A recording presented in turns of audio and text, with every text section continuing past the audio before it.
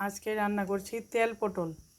যে পটল পছন্দ করে না সেও আজকে খেয়ে বলবে যে না, দুর্দান্ত হয়েছে রেসিপিটা।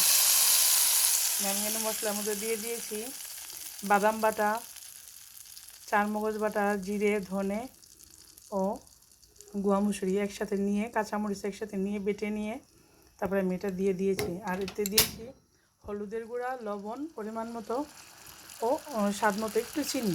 সব কিছু একসাথে দিয়ে আমি মশলাটা কষিয়ে নিচ্ছি। মশলাটা কষিয়ে তারপরে আমি পটলগুলি দিয়ে দিব। পটলগুলি আমি আগে থেকেই ভেজে রেখেছি।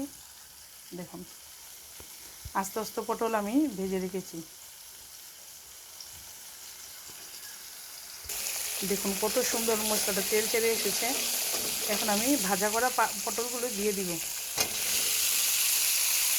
দিয়ে আমি একটু পরিমাণ মতো জল দিয়ে দিব, কারণ জল না দিলে এটা খাওয়া যাবে না। একবারে গামা খাওয়ালে খেতে পারবে না।